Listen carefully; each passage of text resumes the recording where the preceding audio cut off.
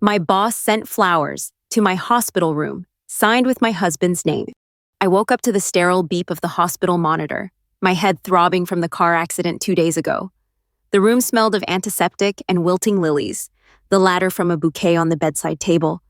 I squinted at the card attached and expecting a generic get-well note from my coworkers. Instead, my heart stopped. The card read, "All my love, Daniel, Daniel, my husband of 7 years who hadn't visited since I was admitted. Daniel, who claimed he was swamped with work and would swing by tomorrow." The problem? The flowers weren't from him. I called the florist, my voice shaking, and they confirmed the order came from my boss, Richard, signed with my husband's name. Richard, the charming, overly attentive VP at the marketing firm where I'd worked for 3 years, had always been a little too familiar, lingering glances, compliments that skirted the edge of professional. I'd brushed it off as his personality, nothing more. But this was deliberate. My mind raced. Why would he do this? Was he trying to mess with my head? Or worse, my marriage? I called Daniel, my fingers trembling as I dialed. He picked up, distracted. His voice clipped. "Flowers? I didn't send any. I've been slammed. Lauren, you know that?" His tone wasn't defensive, just indifferent, which stung more than I expected. I hung up, staring at the lilies like they were evidence in a crime scene. The nurse came in, checking my chart, oblivious to the storm brewing in my chest. I asked her who delivered the flowers, hoping for some clue. She shrugged. "Some guy from the florist? Look normal?" Useless. I lay back, the pain in my bruised ribs flaring as I tried to piece it together. Richard knew I was here. HR had notified everyone after the accident, but signing Daniel's name wasn't a mistake. It was a message. To me? To Daniel? Or was I paranoid, concussed, reading too much into a weird gesture? My phone buzzed, a text from Richard. "Heard you're awake. How's my favorite team lead doing?" No mention of the flowers. I didn't reply, but my gut churned with a mix of anger and dread. By evening, my sister, Mia, showed up, her face a mix of worry and irritation. "You look like crap," she said, tossing her bag on the chair. I told her about the flowers, the card, Richard's text. Her eyes narrowed. "That's not just creepy, Lauren. That's unhinged. You need to confront the guy." I wanted to, but I hesitated. Richard was my boss. He controlled my projects, my promotions, and Daniel, God, Daniel hadn't even asked how I was feeling today. Mia grabbed my hand, her grip firm. "You're not crazy. Something's off. Start with Daniel, then deal with your sleazeball boss." I spent the night staring at the ceiling, the lilies' scent suffocating. I wasn't just hurt from the accident, I felt betrayed, exposed, like someone had peeled back the curtain on my life and scribbled over it. Daniel's apathy. Richard's audacity, it was too much. I needed answers, but I didn't know where to start. The hospital room felt smaller, the walls closing in. I wasn't sure who I was angrier at, Richard for crossing a line, Daniel for not caring, or myself for letting it get this far. The hospital discharged me 3 days later. My ribs still tender, but my mind a jagged mess. I couldn't shake the image of those lilies or Richard's text, both lodged in my chest like splinters. At home, Daniel was physically present but emotionally a ghost. He cooked dinner, overdone pasta, and asked about my recovery in a way that felt like checking a box. I wanted to scream about the flowers, demand why he didn't care, but his blank stare stopped me. Confronting him felt like yelling at a wall. Instead, I obsessed over Richard's move. Was it a power play, a sick joke, or something darker? Like he knew something about Daniel I didn't.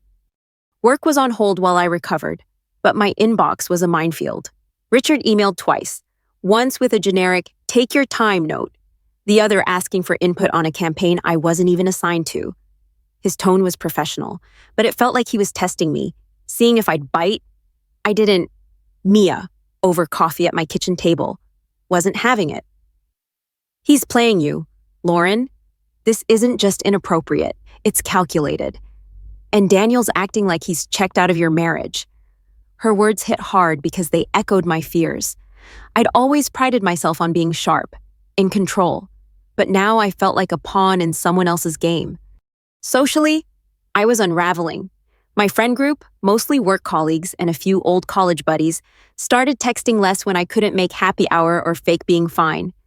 I posted a vague update on social media about the accident, and Richard's "get well soon" superstar comment got more likes than Daniel's silence. It was humiliating. I cried in the shower, the water drowning out the sound so Daniel wouldn't hear. My confidence, once ironclad, was cracking. I kept replaying every interaction with Richard, the time he jokingly called me his work wife, the late-night project calls that felt too personal. Had I missed red flags? And Daniel, when did he stop noticing me? Our marriage wasn't perfect, but I thought we were solid. Now, I wasn't sure. And the psychological toll was relentless. I barely slept. My dreams, a mix of car crashes and Richard's smirk. I started doubting myself. Maybe I'd misread the card. Maybe the florist was wrong. But I called them again, and they confirmed Richard placed the order, paid with his corporate card, and specified Daniel's name. It wasn't a mistake. I felt violated, like he'd invaded my life and left fingerprints everywhere. Worse, Daniel's indifference made me feel alone in the fight. Mia suggested therapy, but I wasn't ready to unpack this with a stranger. I needed to understand why this was happening, not just how it made me feel. By the end of the week, I was a raw nerve.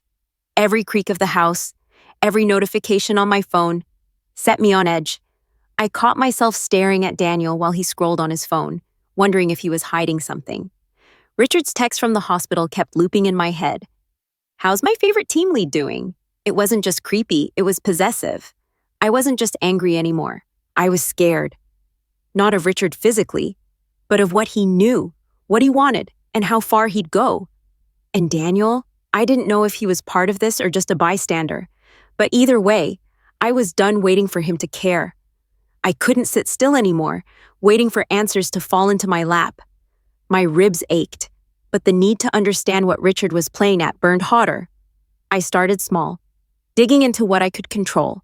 First, I checked my work email archives, searching for anything off in Richard's messages over the past year.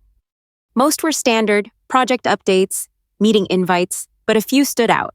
Late-night emails with casual winks in the tone, like, "You're killing it, as always." One, from 3 months ago, mentioned a client dinner he'd invited me to, saying, "Daniel's lucky to have you, but I'm luckier to have you on my team." I'd ignored it then, chalking it up to his schmoozy charm. Now, it read like a warning. I needed more. I called Mia, who'd been pushing me to act, and asked her to swing by the office on a pretext. She worked freelance and knew some of my colleagues. I wanted her to gauge Richard's vibe, see if he was acting weird. She came back with scraps. Richard was his usual polished self, but he'd asked about my recovery twice, fishing for details. "He's too interested," Mia said, her voice low. "Like he's keeping tabs." That night, I logged into the company's project management portal from home, using my credentials to peek at Richard's activity. Nothing blatant, but he'd accessed my performance reviews, files he didn't need for his role. Days before the accident, my stomach twisted. Was he building a case against me, or something else? Daniel was trickier. I hated myself for it. But I checked his phone while he slept, his snores filling the bedroom. No suspicious texts, no hidden apps, just work emails and fantasy football chats. But his call log showed 3 calls to an unknown number the day I was admitted, each under a minute. I wrote the number down, my hands shaking. The next morning, I called it from a coffee shop, using a burner app. It went to voicemail, a woman's voice, professional, saying, "This is Claire. Leave a message." No last name, no context. I hung up, my pulse racing. Was Daniel cheating, or was I grasping at straws, paranoid from Richard's stunt? I confronted Daniel that evening, keeping it vague to avoid tipping my hand. "Who's Claire?" I asked, watching his face. He frowned, confused, then said she was a client from his firm, someone he'd called about a deal. His story checked out when I Googled her name and his company, but his defensiveness, snapping. "Why are you digging into my phone?" set me off. We fought, our voices sharp, until he stormed out to clear his head.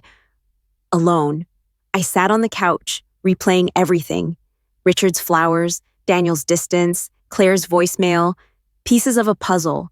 But the picture was still blurry. Mia suggested I talk to HR, but I wasn't ready. Richard hadn't done anything fireable yet. Instead, I emailed the florist again, asking for the exact timestamp of the order and any notes. They replied, Richard placed it the morning after my accident, with a memo to make it personal. Personal. The word made my skin crawl. I saved the email, building my own file of evidence. Whatever Richard was doing, I wasn't going to let him hide behind plausible deniability. And Daniel, I didn't know if he was a victim or a liar, but I was done being the only one in the dark. I was done playing defense. Armed with the florist's email and a growing file of Richard's oversteps, I decided to confront the truth head-on. First, I needed to know if Daniel was hiding anything beyond his apathy. I called Claire again, this time leaving a vague message about a work matter. She called back within an hour, her tone brisk but polite. She confirmed she was a client of Daniel's, working on a merger, and had no personal ties to him. Her confusion at my call mirrored Daniel's, and I felt a pang of guilt for doubting him. But when I asked Daniel about those short calls, he admitted he'd been venting to her about work stress. Not the merger. Work stress that included me, he said, his voice heavy with resentment. He felt I'd been distant, consumed by my job, long before the accident. It wasn't an affair, but it was a betrayal, him airing our marriage to a stranger while I was in a hospital bed. Richard was the bigger puzzle. I scheduled a meeting with him, claiming I was ready to discuss my return to work. In his office, he was all smiles, leaning back in his chair like a king holding court. I kept my tone neutral, asking about the campaign he'd emailed me about. Then I dropped the bomb. Oh, and thanks for the flowers. Why'd you sign Daniel's name?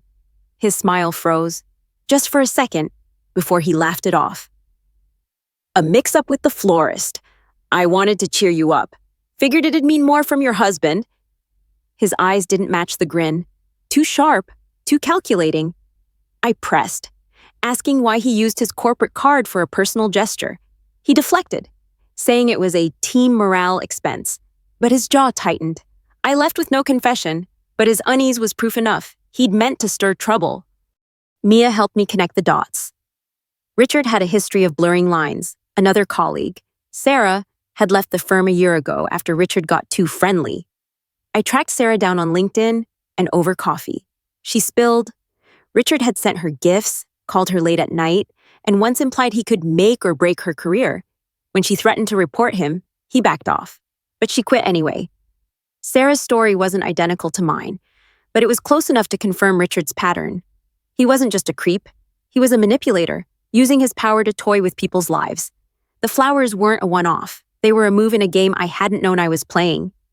The full truth hit me like a freight train. Richard had signed Daniel's name to exploit the cracks in my marriage, hoping to destabilize me at work or pull me closer to him. Daniel's neglect had made it easy, leaving me vulnerable to Richard's mind games. I was furious, at Richard for his arrogance, at Daniel for checking out, at myself for not seeing it sooner. I sat in my car outside Sarah's cafe, gripping the steering wheel, deciding what to do. I wasn't going to let Richard skate. I compiled everything, emails, the florist's confirmation, screenshots of his texts, Sarah's account, and sent it to HR with a formal complaint, copying the company's CEO. I didn't trust HR to act alone. Richard was too entrenched. I also tipped off a friend at a local business blog who ran a story about alleged misconduct at our firm, keeping my name out but quoting my evidence.